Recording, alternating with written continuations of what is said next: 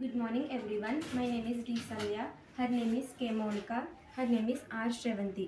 We are studying 8th class from ZPP Girls High School, Dwarapudi. మేము school innovation marathon అనే భాగంలో sugar effects on tooth decay అనే ప్రాజెక్ట్ని ఎంచుకున్నాము. ఈ ప్రాజెక్ట్ని ఎంచుకోవడానికి కారణం ఏంటంటే చిన్నపిల్లలు మరియు పెద్దలు చాక్లెట్స్ తినడం వల్ల వాళ్ళ టూత్ డికే అంటే పంటి సమస్యలు ఎలా వస్తున్నాయి, వాటి నష్టాలు ఏంటి అనేది ఇప్పుడు మనం నేర్చుకుందాం. ఇది మన స్ట్రక్చర్ ఆఫ్ టూత్ అయితే ఇది అనేది ఎనమిల్ పొర. ఇది ఎలా డ్యామేజ్ అవుతుందంటే మన షుగర్ కంటెంట్ ఎక్కువ తీసుకోవడం వల్ల, స్వీట్స్ చాక్లెట్స్ ఎక్కువ తినడం వల్ల చిన్నపిల్లలకి పెద్దవాళ్ళకి అందరికీ టూత్ డికే అనేది డ్యామేజ్ అవుతుంది. డ్యామేజ్ అయ్యి ఇది తరిగిపోతూ ఉంటుంది. దీనికోసం మేము చిన్న ఎక్స్పెరిమెంట్ చేయాలనుకుంటున్నాం. దీనికోసం 4 ఇంగ్రీడియంట్స్ అనేవి తీసుకున్నాం. Water, sugar content, soft drink, juice. ఇవి ఉన్నట్లు 4 ఎగ్షెల్స్ అనేవి వేసాం. ఎగ్షెల్స్ అనేవి వేసిన తర్వాత 3 days తర్వాత వీటిని చూస్తే దీంట్లో ఏం చేంజ్ వచ్చింది అనేది ఇప్పుడు చూద్దాం. వాటర్లో వేసినప్పుడు అయితే కలర్ అనేది చేంజ్ అవ్వలేదు, ఇంకా ఎగ్షెల్ ఎలా ఉండాలో అలాగే ఉంది, ఇంకా గట్టిగా కూడా ఉంది. షుగర్ సొల్యూషన్లో వేసినప్పుడు అయితే స్లైట్లీ ఎల్లో కలర్లోకి వచ్చింది, ఇంకా సాఫ్ట్గా కూడా ఉంది. సాఫ్ట్ డ్రింక్లో వేసినప్పుడు అయితే డార్క్ కలర్లోకి అనేది వచ్చింది, ఇంకా సాఫ్ట్గా కూడా ఉంది. జ్యూస్లోకి వేసినప్పుడు అయితే ఎల్లోయిష్గా వచ్చింది, ఇంకా కలర్ కూడా చేంజ్ అయ్యింది, సాఫ్ట్గా కూడా ఉంది.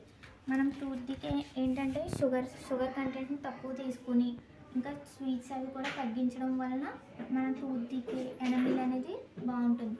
అదే షుగర్ కంటెంట్ ఎక్కువ తీసుకుని స్వీట్స్ చాక్లెట్స్ అవి ఎక్కువ తీసుకోవడం వలన ఈ టూత్ డికే అంటే ఎనమిల్ పొర అనేది డ్యామేజ్ అవుతుంది.